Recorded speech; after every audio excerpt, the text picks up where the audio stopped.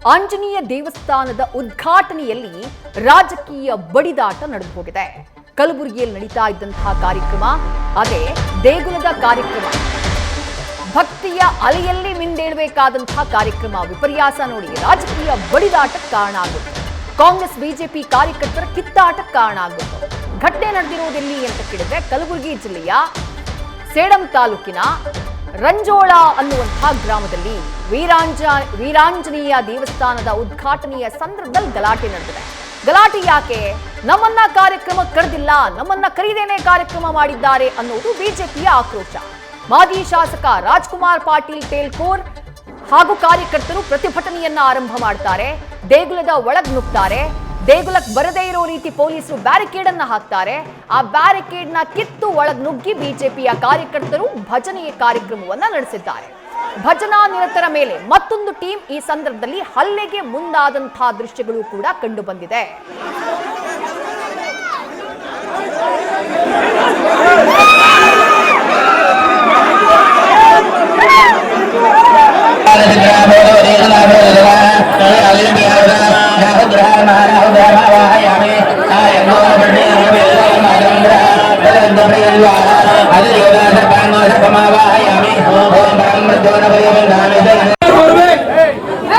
ಊರಿನೆಲ್ಲ ಹಿರಿಯರು ಬರ್ಬೇಕು.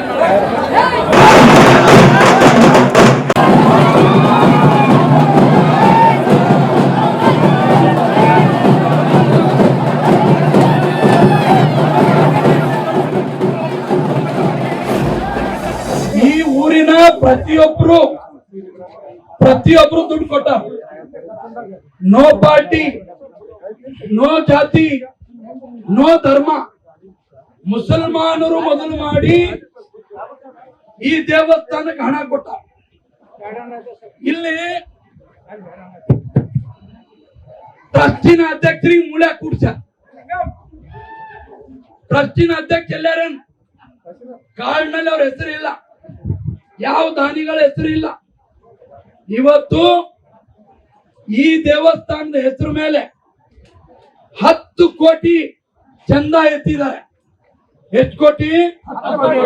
10 ಕೋಟಿ. ರಂಜೋಳ್ ದೇವಸ್ಥಾನಗಳ ಹೆಸರು ಮೇಲೆ 10 ಕೋಟಿ ಲೂಟಿ ಮಾಡಿದ್ದಾರೆ. ಯಾರು ಕೊಟ್ಟಾರ? ಲೀಸ್ಟ್ ಕೊಡ್ತೀನೋ ತಮ್ಮ ಬಾರಲೇ. ಏನ್ ಹೇಳ್ತೀವಿ ಮಗನೇ?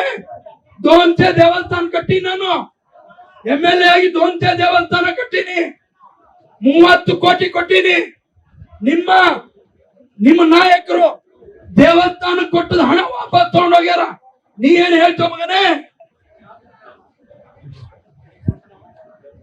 10 ಕೋಟಿ ಮಂದಿ ಹೆಸರು ಚಂದ ಎತ್ತಿ ಮಗ. ಏನ್ ತನ್ನ ಮನಿದ ಹೊಲ್ದಾಗ ಕಟ್ಟೋ ನೀನ್ ಮನಿ, ನೀನ್ ಮನೆ ಕಟ್ಟುಕೋ ದೇವಸ್ಥಾನ. ನಾವು ಕೇಳ್ತೀವಿ ಸಾರ್ವಜನಿಕ ದೇವಸ್ಥಾನ ಅದು, ಸಾರ್ವಜನಿಕ ದೇವಸ್ಥಾನ. ಇವ್ರಿಗೇನದಪ್ಪ ಅದಕ್ಕ? ಯಾಕ ಎಲ್ಲ ಪಾರ್ಟಿದವ್ರಿಗೆ ಕರಂಗಿಲ್ಲ? ಸಮಾಜದಲ್ಲಿ ಇನ್ನ ಹಿರಿಯರದವ್ರು ಅವ್ರಿಗೆ ಯಾಕೆ ಕರಂಗಿಲ್ಲ? ಅವ್ರಿಗೆ ಯಾಕೆ ಕರಂಗಿಲ್ಲ? ಅವ್ರಿಗೆ ಕಳ್ಸ್ರಿ. ಲೂಟಿ ಮಾಡಿದ್ರೆ ಕಳ್ಸ್ರಿ. ಲೂಟಿ ಮಾಡಿದ್ರೆ ಕಳ್ಸ್ರಿ. 10 ಕೋಟಿ ಲೂಟಿ ಮಾಡಿದ್ರು. 10 ಕೋಟಿ ಲೂಟಿ.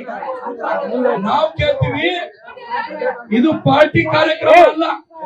ಈ ಊರಿನ ಪ್ರತಿಯೊಬ್ರು. ಮತ್ತಷ್ಟು ಡೀಟೇಲ್ಸ್ ನಮ್ಮ ಪ್ರತಿನಿಧಿ ಭಜರಂಗಿ ನೀಡ್ತಾ ಹೋಗ್ತಾರೆ. ಭಜರಂಗಿ, ಆಗ್ತಾ ಇದ್ದಿದ್ದು ದೇಗುಲದ ಉದ್ಘಾಟನೆ, ಭಕ್ತಿ ಒಗ್ಗಟ್ಟಿಗೆ ಸಾಕ್ಷಿಯಾಗಬೇಕಾದಂತಹ ಕಾರ್ಯಕ್ರಮ. ಅಲ್ಲಿ ರಾಜಕೀಯ ಜಟಾಪಟಿ ಯಾವ ಕಾರಣಕ್ಕೆ ಅಂತ ಹೇಳಿ? ವಿದ್ಯಾ, ಖಂಡಿತಗಳು ಕೂಡ ತಾವು ಹೇಳಿದಾಗೆ ದೇವಸ್ಥಾನ ಉದ್ಘಾಟನೆಯನ್ನು ಭಕ್ತಿಯಲ್ಲಿ ಮೇಳೈಸಬೇಕಾಗಿತ್ತು. ಆದ್ರೆ ಇಲ್ಲಿ ರಾಜಕೀಯ ಮೇಳೈಸತಕ್ಕಂಥ ಘಟನೆ ಕಲಬುರಗಿ ಜಿಲ್ಲೆಯ ಸೇಡಂ ತಾಲೂಕಿನ ರಂಜೋಳ ಗ್ರಾಮದಲ್ಲಿ ನಡೆದಿರುತ್ತದೆ. ಅಂದ್ರೆ ರಂಜೋಳ ಗ್ರಾಮದ ವೀರಾಂಜನೇಯ ಅನ್ನುವಂತ ಆಂಜನೇಯ ದೇವಸ್ಥಾನ ಉದ್ಘಾಟನೆ ಕಾರ್ಯಕ್ರಮ ರಾಜಕೀಯ ಪಂಚ ನಡೆಸಿರುವಂತದ್ದು.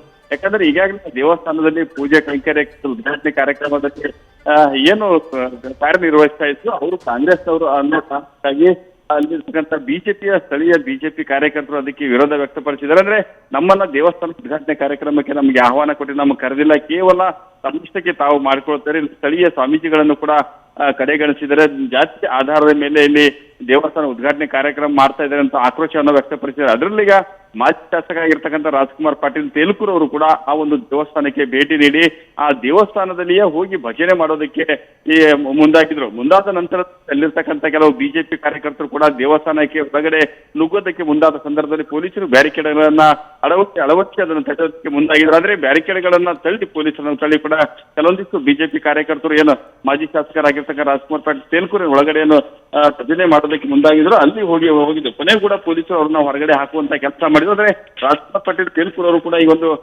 ವೀರಾಂಜನೇಯ ದೇವಸ್ಥಾನ ಉದ್ಘಾಟನೆ ಕಾರ್ಯಕ್ರಮದಲ್ಲೂ ಕೂಡ ಇಲ್ಲಿ ರಾಜಕೀಯ ಮಾಡಲಾಗ್ತದೆ. ಅದರಲ್ಲೂ ಕೂಡ ಏನು ಸೇಡಂ ವೈದ್ಯಕೀಯ ಶಿಕ್ಷಣ ಸಚಿವರಾಗಿರ್ತಕ್ಕಂಥ ಡಾಕ್ಟರ್ ಶ್ಯಾಮಪ್ರಕಾಶ್ ಪಾಟೀಲ್ ಏನಿದ್ದಾರೆ ಅವರು ಇದರಲ್ಲಿ ರಾಜಕೀಯ ಮಾಡ್ತಾ ಇದ್ರು ಅನ್ನುವಂಥದ್ದು ಆಕ್ರೋಶ ವ್ಯಕ್ತಪಡಿಸಿ ಇಲ್ಲಿ ಏನಿದ್ರು ಕೂಡ ಕೇವಲ ಕಾಂಗ್ರೆಸ್ನವರು ಮಾಡ್ತಾ ಇದ್ದಾರೆ, ಈ ಉದ್ದೇಶಪೂರ್ವಕ ರಾಜಕೀಯ ಅವರೇ ಮಾಡ್ತಾ ಇದ್ದಾರೆ ಅನ್ನುವಂಥ ಆಕ್ರೋಶ ವ್ಯಕ್ತಪಡಿಸಿದ್ದಾರೆ.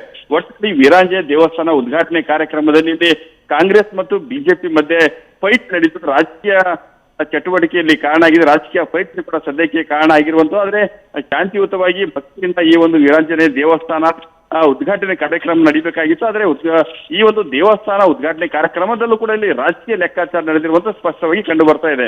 ವಿದ್ಯಾ, ಥ್ಯಾಂಕ್ ಯು ಬಜರಂಗಿ ತಮ್ಮೆಲ್ಲ ಡೀಟೇಲ್ಸ್ಗೆ.